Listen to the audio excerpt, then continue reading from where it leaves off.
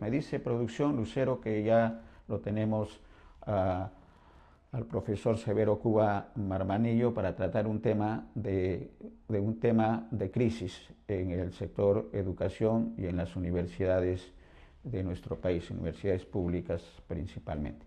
Bienvenido, Severo, con las disculpas del caso por la demora, pero ya estamos en el aire. Bienvenido, Severo, a Abriendo Puertas. Muy buenos días, Néstor. Gracias por esta invitación una vez más.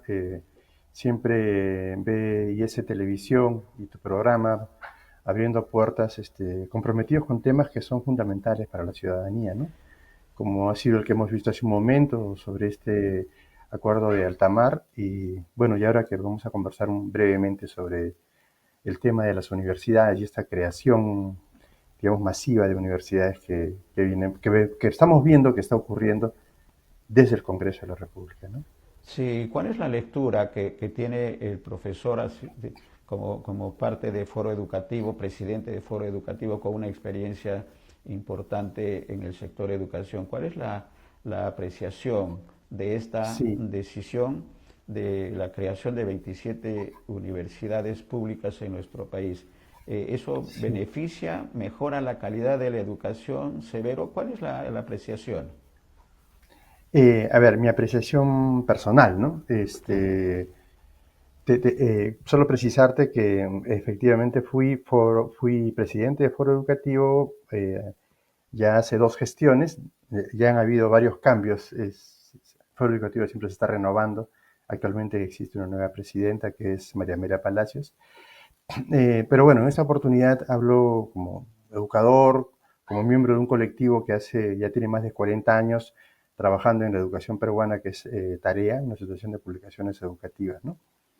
Eh, Mira, es evidente que esta acción del Congreso de la República de insistir en la creación de estas universidades es una acción que tiene intereses particulares, que tiene intereses que buscan llamar la atención a ciertos sectores de la población, a un cierto electorado, y digamos, dando la prebenda de una universidad propia en un pequeño sector, ¿no? Pero no obedece en ningún caso a una perspectiva de qué universidad y qué educación superior universitaria queremos para el país. Eso no está en la mente de estos congresistas. Tanto es así que incluso el actual Consejo Nacional, el Ministerio de Educación, el Ministerio de Economía y Finanzas no han dado una opinión favorable a estas normas de creación, ¿no? La única que han concedido es la de la Universidad de Carabaya, eh, pero digamos, todas las demás universidades que han sido propuestas son básicamente, digamos, acciones que buscan ganarse un electorado. No responden en realidad a las necesidades o a un plan. Y en esto quiero ser preciso, porque cuando tú piensas en la formación superior universitaria, estás pensando en cómo el país se hace de un contingente importante de buenos profesionales, porque estos profesionales son los que van a sacar adelante el desarrollo nacional. Vamos a contar con ellos no solamente en plazas del Estado, sino en iniciativas privadas, en acciones territoriales, en liderazgos sociales, públicos, etcétera, porque los hemos formado bien y porque están además en los campos del saber, del conocimiento que el país necesita para desarrollarse. Esto no está en la cabeza de los congresistas. Lo único que les ha, me parece, pasado por la cabeza es, a ver, yo soy de Chumbivilcas, es el caso de Guido Bellido, por ejemplo, quiero una universidad para Chumbivilcas porque así mis paisanos, les voy a poder decir a ellos, a mis paisanos, yo he logrado que haya una universidad en Chumbivilcas y en consecuencia deben seguir votando por mí porque he demostrado que estoy trabajando por la mejora de la provincia, ¿no? Eh, pero eso no, como te digo, no obedece a una perspectiva. Se han creado universidades en Chincheros, por ejemplo, en Apurímac, donde tú tienes hace poco, no tiene muchos años, la universidad, la UNAMBA, la Micaela Bastidas de Apurímac, que lo que hay que hacer más bien es fortalecer esa universidad para que junto con la José María Guedes, que es la otra universidad en Apurímac importante, puedan, puedan convertirse en esos focos de desarrollo que se necesita en la región, ¿no? ¿No? Lo mismo ocurre, por ejemplo, en el caso de Junín, aquí de la lista que he podido eh, revisar, hay una universidad que ha sido creada en Jauja, ¿no? Pero tú tienes la Universidad Nacional del Centro, que lo que hay que hacer es efectivamente eh, fortalecer ese rol de la Universidad Nacional del Centro para que haya acceso de todos aquellos que son la población, los jóvenes, ¿no? De la región, para que puedan encontrar en la Universidad Nacional del Centro su alternativa de profesionalización. Hay que fortalecer esa universidad, hay que invertir, hay que mejorar eso que ya existe. Lo mismo ocurre en el Cusco con la San Antonio Abad, ¿no? Podríamos decir lo mismo en Piura, donde se ha creado la Universidad de Huancabamba, por ejemplo, y así, en Puno se han creado 4 universidades. Bueno, me parece además curioso un gobierno que ha salido a decir que Puno no es el Perú. Ahora resulta que han creado 4 universidades en Puno, pero en Puno tú tienes la Universidad Nacional del Altiplano, que además tiene una trayectoria interesante, importante esa universidad en toda la región, yo diría incluso a nivel altoandino, o sea, Bolivia, norte Argentina, se escucha la importancia de la Universidad del Altiplano. Hay que fortalecer esa universidad y no estar creando nuevas universidades con ficciones. Entonces, por otra parte, efectivamente tú has mencionado ahí que se van a formar las comisiones organizadoras. Tienen 60 días para formarlas, pero lo cierto es que ninguna de estas universidades cuenta con presupuesto.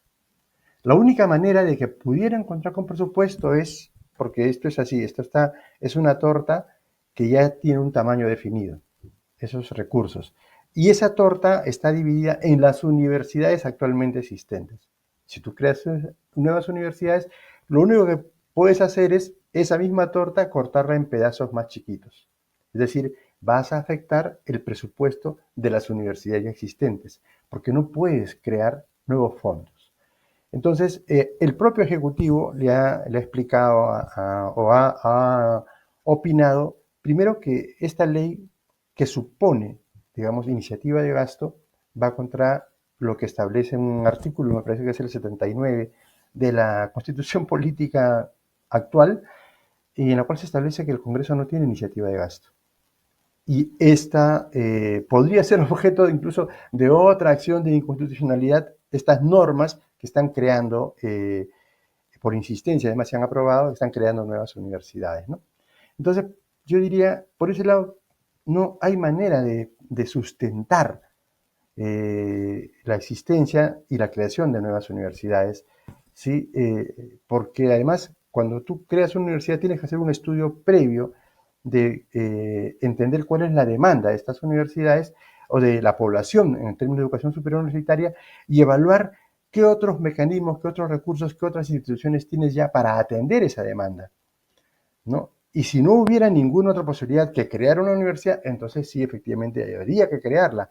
Pero tal proceso de investigación, de estudio, no se ha hecho, ¿no? Entonces, a todas luces, esto obedece básicamente a una acción que lamentablemente es triste tener que constatar esto, pero obedece más a una suerte de campaña política adelantada de estos congresistas, del conjunto de congresistas que han aprobado esto, porque es una manera de decirle a su clientela electoral, miren, nosotros estamos dándoles una universidad, y en realidad lo único que están haciendo es escribir en el papel, ¿no? Y firmar en el papel sin tener las competencias para eso, además, la existencia de una universidad que no va a existir, que probablemente para que se implemente va a tener que afectarse el presupuesto de otras universidades, ¿no? Revisando lo que piensa el CEPLAN, que es donde se planifica el desarrollo de este país, es la institución que tenemos en el país y ahí se planifica. Y el CEPLAN efectivamente dice que hay que invertir, que hay que mejorar, que hay que ampliar, ¿no es cierto? Sobre todo, hay que generar incluso, dice ese plan, modelos híbridos. Hay que apostar por esos modelos híbridos, quiere decir modelos en los cuales hay presencialidad y también hay virtualidad, ¿no? Y al decir esto, también es, lo que uno tiene que leer es que hay que ajustar estos mecanismos, porque ya sabemos que no se puede formar profesionales frente a una pantalla. Un médico no va a titularse de médico frente a una pantalla de computadora, tampoco un ingeniero, ¿no? Y tampoco un maestro, en fin, hay un conjunto de situaciones en las cuales tú sabes que necesitas presencialidad, necesitas práctica concreta, ejercicio real, para poder decir, uy, este profesional sí efectivamente está en la capacidad, tiene las competencias necesarias para ejercer esa función profesional. Pero los mecanismos virtuales pueden ayudar a facilitar, a mejorar esa formación. Entonces, esa es una apuesta que, por ejemplo, coloca el CEPLAN, ¿no? Pero en ningún caso el CEPLAN recomienda la creación masiva de universidades, la creación de nuevas universidades. Es decir, en el plan estratégico de este país, hasta donde está, podemos seguramente hacer algún tipo de observación a esos planes, pero es lo que tenemos. Tenemos esos planes estratégicos y ese plan estratégico de desarrollo nacional en ningún momento afirma que hay que crear nuevas universidades. Yo sé de paso, el proyecto educativo nacional tampoco lo hace. Tampoco, digamos, invita a generar nuevas universidades. Qué Entonces, difícil, ¿no? Qué es difícil la complicado. situación, Sí. Severo, qué difícil, porque no solamente estamos hablando de la calidad educativa que no la van a tener estas universidades en las condiciones como estamos señalando, una gran responsabilidad también de las universidades, digamos, de prestigio, que no han podido descentralizar sus servicios en la misma región. El caso del Altiplano, el caso de la San Agustín en Arequipa y otras universidades. Y en el caso de Lima, San Marcos creo es la única que más o menos está tratando de hacer un trabajo articulado en Guaral, en San Juan de Miraflores, en San Juan del Lurigancho. ¿Cuál es la recomendación en todo caso como educador, como investigador en políticas educativas? ¿Qué es lo que va a pasar con este escenario y cuáles deben ser las soluciones en el futuro inmediato y a largo plazo en este problema que se está creando? No solamente de presupuesto, estamos hablando de calidad educativa, Severo, ¿no? Sí, mira, el problema es que el marco legal que se ha ido generando ya desde anterioridad, cuando este Congreso prácticamente echó abajo lo que había sido un avance importante, que era la reforma universitaria, la existencia de un SUNEDU imparcial, eh, con un nivel técnico adecuado. Eh, Esto era un comienzo, un buen comienzo, insuficiente porque es un comienzo recién, pero que había que seguir avanzando. Fíjate las cosas que me preguntas, ¿no? Me dices, ¿cómo es que estas universidades no han podido ampliar su capacidad de llegar a otras, a mayores espacios? Mencionas el caso de San Marcos. Ojo que en estas leyes están aprobando la formación de una universidad en San Juan del Lurigancho. Eh, Y tenemos en Lima la San Marcos, la Villarreal, la Universidad Nacional de Ingeniería, la Universidad Nacional de Educación, que es la Cantuta, tenemos la Universidad Nacional Agraria, ¿sí? Además de institutos pedagógicos en el caso de educación, pero también varios institutos tecnológicos importantes, ¿no? Entonces, cuando uno piensa en la educación superior, tiene que pensar en todo el universo de opciones que hay que darle a nuestros jóvenes para desarrollar su ejercicio profesional, para hacerse de una profesión y para aportar así a la mejora, al desarrollo de la vida en nuestro país. Entonces, uno tiene que pensar en términos efectivamente estratégicos. Pero si ya te echaste abajo la reforma, todo lo que viene a continuación básicamente es un proceso en el cual vas a seguir deteriorando las posibilidades de incremento en la calidad, de mejor atención, de mejor acceso, etc. Entonces, sí necesitamos tomar decisiones en realidad dramáticas, ¿no? Lo que tendría que hacerse en realidad, y difícilmente lo va a hacer este Congreso, es primero dar pasos, volver sobre sus pasos, ¿no? Porque en verdad, cuando uno piensa en las universidades, no solo en las universidades, sino también en general en el sistema de educación superior, ¿no? Uno tiene que imaginar que las universidades y los tecnológicos tienen que estar articulados. Ocurre en los países de primer desarrollo. Tú puedes hacer un camino por el lado de la formación tecnológica, pero luego puedes llegar a arribar a la universidad. Y de hecho, en los procesos de licenciamiento que se están, digamos, implementando, sobre eso en otro momento podríamos quizás conversar, ¿no? Para ver cuál es el nivel de avance en esto que está teniéndose, pero ahí hay una articulación que posibilita este hecho de yo entro a un tecnológico, yo termino, llego hasta a tener, de acuerdo a la ley, un grado de bachiller y puedo además tentar ya en el sistema universitario otras titulaciones, si ese es mi deseo, ¿no? Entonces, eso está, digamos, más o menos configurado, pero sí tenemos que plantear un plan estratégico que diga cómo mejoramos la oferta de formación superior, profesional, universitaria y tecnológica en el país. Eso es lo que a eso tenemos que responder. Sobre eso, creo que en ese terreno es que hay que trabajar, ¿no? Y por eso me parece importante aquí recuperar lo que está en ese plan, porque es lo que tenemos avanzado como propuestas de política para el desarrollo de la educación superior en el país, ¿no? Eh, la verdad es que yo soy de las personas que piensa que mucho de lo que este Congreso está aprobando, un nuevo gobierno, un nuevo momento del país, tendría un primer paso que dar es simplemente derogar un conjunto de normas que incluso, bueno, yendo más allá del tema educativo, son normas que facilitan, que propician, que promueven la criminalidad en el país. Y la única manera que puedes actuar frente a eso es derogando esas normas, restableciendo lo básico de lo que es un orden constitucional, un orden de sociedad de derecho, de Estado de Derecho, ¿no?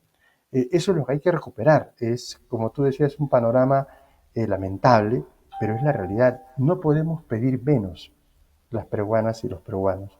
Tenemos que pedir, digamos, entrar a profundidad. Tal vez incluso el hecho de que no la respuesta que esperábamos a nivel social, a nivel universitario, en la defensa de la reforma de la universidad, en la defensa de la SUNEDU, expresa también que quizá debimos intentar ir un poco más rápido. Creo que la SUNEDU hizo su trabajo, lo hizo bien mientras estuvo configurada como estaba configurada, pero tal vez tendríamos que haber avanzado un poco más para que los propios estudiantes sientan que están cambiando las cosas en sus universidades para bien, para mejora. Porque claro, los estudiantes universitarios son adultos y tienen apreciaciones críticas respecto al funcionamiento de las universidades y quisieran que un proceso de reforma mejore el funcionamiento real de sus universidades. No solo en acceso, que ya es un tema importante, sino también en términos de calidad, en términos de orientación de las profesiones, en términos de la relación de estas profesiones con el desarrollo en sus territorios, ¿no? Un ingeniero ambiental necesita saber que su trabajo en su proceso formativo ha implicado una acción en sus territorios, defendiendo, planificando, proyectando el desarrollo de los territorios con el cuidado pues, del ambiente, ¿no? Una perspectiva ecológica adecuada que permita una productividad que no afecte, digamos, el equilibrio ecológico, por ejemplo, por dar un caso, ¿no? Pero podríamos hablar de eso en todas las profesiones. Quieren ser profesionales, pero quieren ser buenos profesionales y saber que su aprendizaje está, digamos, orientado al desarrollo de sus territorios, al desarrollo del país, que están cumpliendo un sueño personal, pero también están cumpliendo una función social importante, que para eso se están preparando. Esa es la ambición que nosotros necesitamos propiciar, fomentar en nuestros jóvenes, en Correcto. nuestras jóvenes, ¿no? Eso es. Correcto, y hay una gran tarea entonces con todo este diagnóstico, porque no solamente estamos hablando ya severo de las 27 nuevas universidades y todo lo que va a ocurrir en ese escenario, sino estamos hablando ya y no solamente de la educación universitaria pública, sino de la educación universitaria en general, con el tema de las universidades privadas. Todo un trabajo, toda una tarea que vemos en el futuro, no sé si coincides, de las nuevas autoridades que tenemos que elegir en el 2026. El caso de SUNEDU es un reflejo real de que este gobierno y este Congreso de la República, que es quien dirige finalmente las decisiones del gobierno, eso lo sabe el peruano de a pie, no ha dado resultado y al contrario ha tugurizado, si utilizamos un término, la educación en general, pero en particular a la educación universitaria, que ha sido arrinconada en lo que es su calidad. ¿Esa es una tarea para el próximo gobierno o se puede hacer algo en estos tiempos severos? No, yo creo que lo que hay que hacer es alzar la voz, decir esto no puede pasar, esto no debe pasar. No, creo que hay que, así como hicimos en su momento con la ayuda de mucha gente en torno a esa ley antireforma contra la calidad de la educación superior universitaria, hicimos esa acción de constitucionalidad, etcétera. Hay que hacer ese tipo de cosas porque creo que la única garantía de que esto pueda cambiar a futuro es mantener a una ciudadanía dispuesta, animada, ¿no es cierto?, levantando la voz, dando a conocer su opinión, porque de esa manera, digamos, también eso genera conciencia, eso genera una perspectiva distinta, genera esperanza en la población y también ayuda a orientar un voto mejor pensado, ¿no? Porque esa también es una herramienta. Hay que hacer ambas cosas. No se trata de sentarnos a esperar y a ver qué gobierno entra, sino se trata de desde hoy establecer, porque es algo que también, digamos, le interesa a quienes ahora tienen el poder del país, ¿no? Que la ciudadanía esté inmovilizada, que la ciudadanía no pueda decir nada. Tan ha sido así esto que, como tú sabes, cuando ha salido la gente a protestar a las calles, tenemos ahora más de 50 muertos, más peruanos, entre ellos adolescentes, menores de edad, hijos de madres que han quedado sin sus hijos, y eso es resultado de que quienes están gobernando quieren que la gente esté callada, quietecita, obediente, ¿no? Y nos conculcan el derecho a expresar nuestra voluntad, a expresar nuestra decisión, y además me parece que han perdido la absoluta vergüenza, ¿no? No sé cómo voy a decirlo ya, porque eh, si tú sabes que la gente está opinando en un sentido contrario, si tú sabes que la gente toma las calles para expresar, levantar la voz, ¿no es cierto? Lo mínimo que tienes que hacer es decir, oye, doy un paso atrás, doy un paso al costado. La gente pidió que renunciara la actual todavía presidenta del país, que hoy tiene apenas un 2%, ¿no? O sea, de aprobación. Es decir, la total mayoría, la total opinión de este país es que no debe seguir gobernando. Pero claro, en su alianza con el Congreso, quienes tampoco quieren irse, quienes quieren hacer cosas como lo que acabamos de ver con esta fundación, esta creación de nuevas universidades que no tienen presupuesto y que solamente sirven para la carrera electoral de algunos políticos, ellos siguen haciendo eso y nosotros tenemos que hacer que sientan nuestra voz. Ellos han perdido esta capacidad de escuchar. Bueno, hay que hacerse escuchar y hay que ayudar a que la población en general tome conciencia y también decida mejor su voto, ¿no? Y no vuelvan otra vez a cometer el mismo error de que nos pinten pajaritos en el aire y votemos por promesas que no nos ayudan a decidir. Yo creo que la gente tiene que tomar en sus manos las decisiones del desarrollo de cada región, de cada provincia y de todo el país, ¿no? Correcto. Totalmente coincidimos, Severo, con esta parte final de la entrevista. Vamos a estar atentos, en todo caso, a lo que ocurra. Hay que protestar. Hay un dicho popular, muy popular, que dice que el niño que no llora No, no mamá. tiene derecho. Y hay un dicho que recuerdo también de El hombre mediocre de José Ingenieros, que Ujú. dice, tienes que ser como el águila, mirar alto, volar lejos y mirar el horizonte. Pero si te resignas a ser un insecto, una cucaracha, no tienes ningún derecho a reclamar cuando te pisoteen. Creo que esa, esa parte del hombre mediocre de José Ingenieros tiene vigencia en estos tiempos, estimado Severo. Gracias. Confiamos Gracias, Néstor. en las organizaciones, la sociedad civil organizada, en instituciones como Foro Educativo de la que formaste parte como autoridad principal y otras instituciones tengan la suficiente autoridad moral para exigir cambios reales en la educación de nuestro país. Vamos a estar atentos a lo que ocurra. Gracias, Severo, Muchas gracias este también. reencuentro nuevamente con nuestros televidentes de Abriendo Puertas y estamos en comunicación. Encantado. Seguimos en contacto. Un abrazo, Gracias. sí, un abrazo y buen día. Excelente, excelente la conclusión final de nuestro invitado, eh, porque forma parte de la problemática de nuestro país, de la grave situación política y social de nuestro país.